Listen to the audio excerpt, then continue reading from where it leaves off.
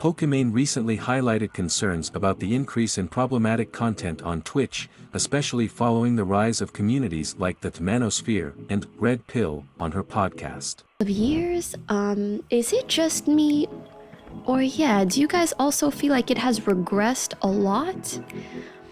And especially with the rise of so much Manosphere, Red Pill, bullshit, I feel like that stuff has flourished within the male-dominated live streaming sphere of things.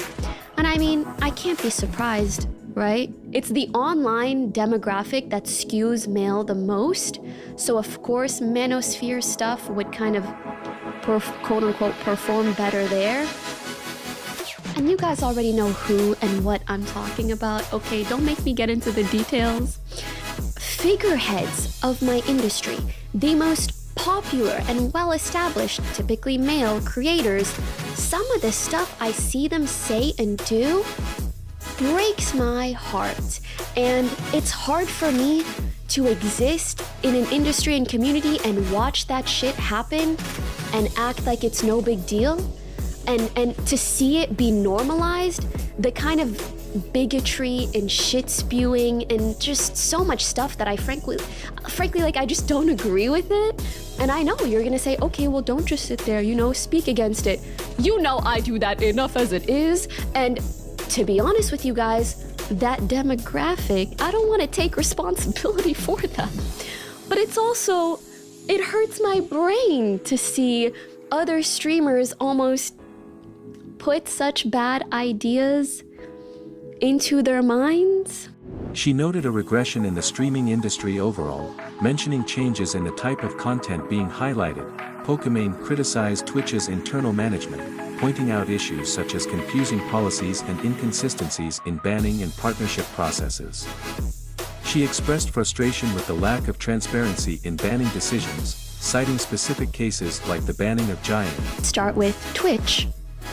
As a company is respectfully really messy. Y'all are messy, and it's okay. I'm a little messy too, but Twitch is really messy. Let's just start with, you guys saw that stuff a couple or a few weeks ago where like they made nudity not against terms of service, or maybe artistic nudity wasn't against the terms of service. And I'm not saying that that was a good or bad decision. I don't even know enough of the details to have an opinion.